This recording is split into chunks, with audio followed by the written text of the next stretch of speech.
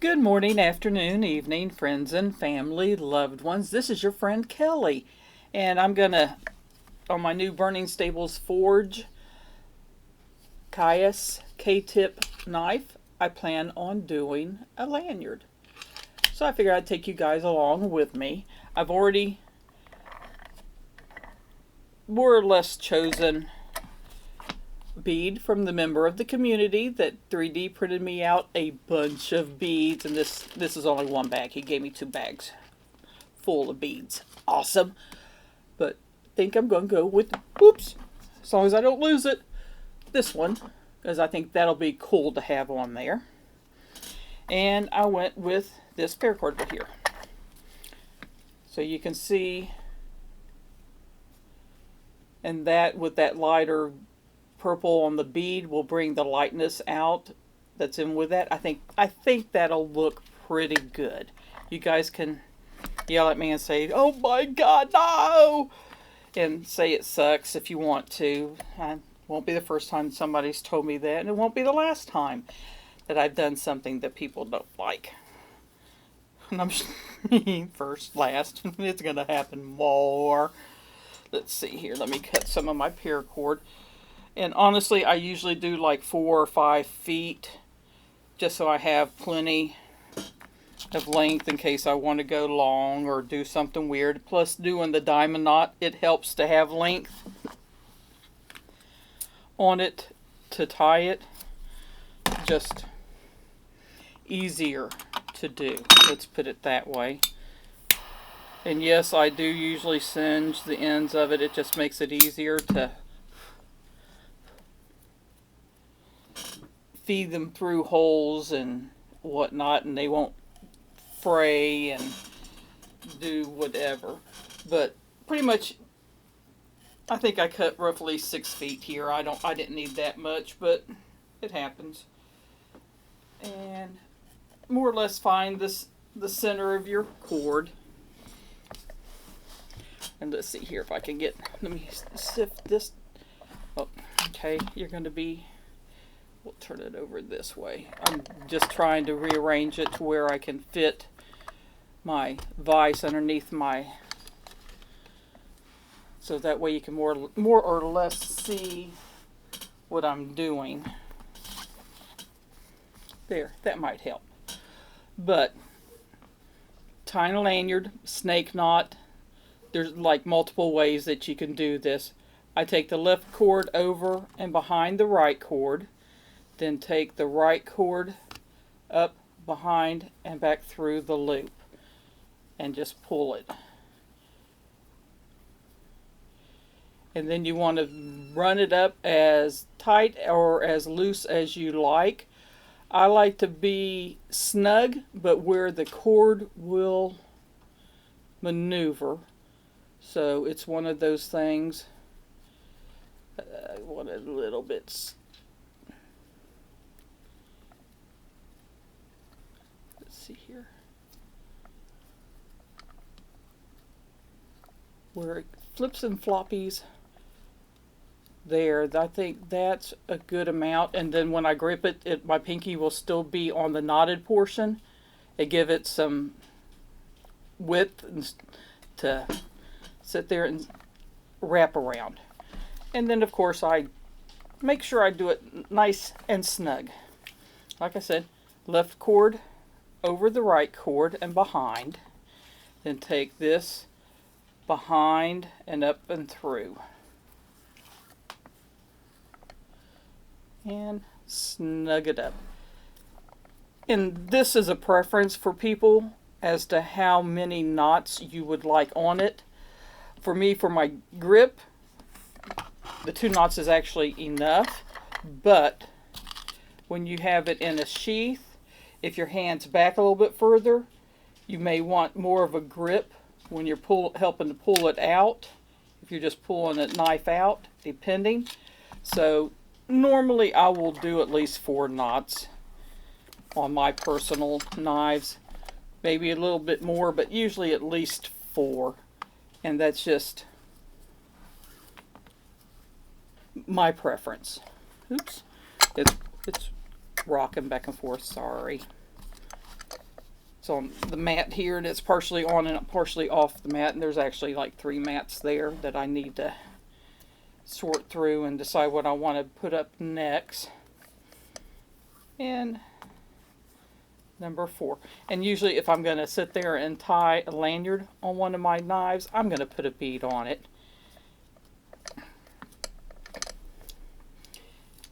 Which is what I'm getting ready to do with this. And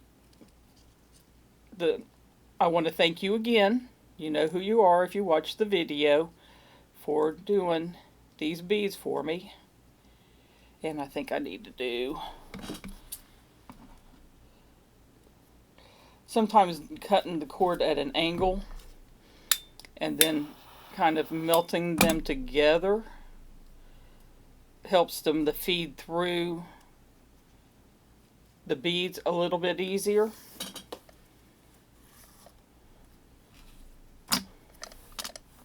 And there. And sometimes if you wanted to continue on with a couple snake knots after this, you can do that. I usually like to finish them off with a diamond knot, because the snake knots over time will loosen unless you trim them against the very end and melt it. But for my lanyards, I think I like a little dangly on my lanyards. So that's the way I do it. Everybody has their preferences. I have done a video showing this diamond knot like 4 or 5 times in a row, that if you're wanting to learn how to do it, your best bet is to watch the video, because it's not a hard knot to do. It's just remembering the different steps, because when doing it, here, let me show, I'll go ahead and show you. I have it on either side of my middle finger, and that's just for me to make it easier. I wrap it around and over, goes up, round, and over. Remember, you got to do a twist when you do it, okay? So, now my brain's shutting down. That's right, right side. See, I've only had 2 cups of coffee today, and I think today was a 3-cup day. Twist it over this, pull this partially up to cause a loop, and take that same cord over, round, and through. And then snug it up to not where it's tight, but where it lays flat, and is basically the infinity knot. You got your center diamond right there, and your things. The cord, make sure it's laying flat, that it isn't twisted, number 1. But this, I feed it around just to make sure I'm keeping the string going the way it is. Under this one, behind, and up through the middle. Make sure it's on the cord on the other side of the right cord going through, and make sure it feeds under going around. And basically the same thing here. Go around, make sure you're past this cord and behind and up through the middle, and when you're doing it, just kind of snug it up and make sure it more or less stays in the general shape that it should be in, and everything's laying right. If something looks wonky, redo it. I mean, it's very easy to get it messed up and kind of weird. Like I said, the biggest issue I always had was remembering that flip, and trust me, it will not turn out if you don't do the flip.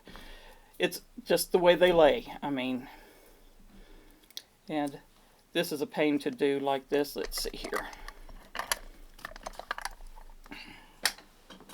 You don't have to have a vise to do it on. It's just easier when you're tying the lanyards to do that. Just preferences. I mean, you can do it just laying laying down still on a thing. It's just, it holds it nice and snug for me to do. And you'll see I'm more or less holding the knot as I'm feeding it through to tighten it up. You just follow it around. You may need to do 2, 3, 4 even trips around to get it as snug as you want. And I do suggest having it snug. It just keeps it together better.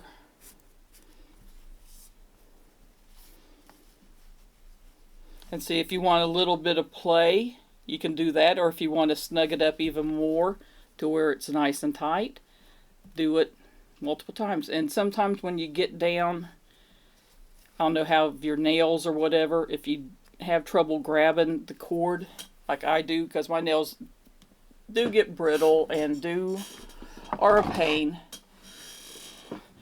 I suggest getting a nice pair, or it doesn't have to be a super nice pair, but a decent pair of needle nose pliers.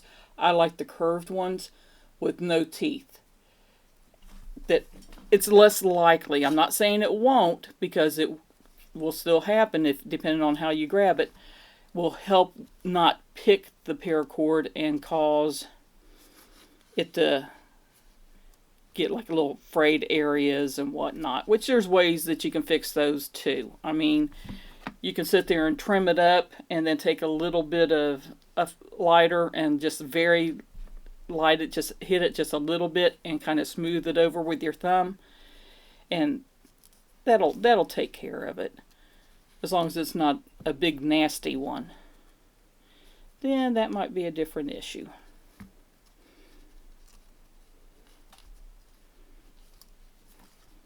But just, it's like anything else, just follow the lines as you go.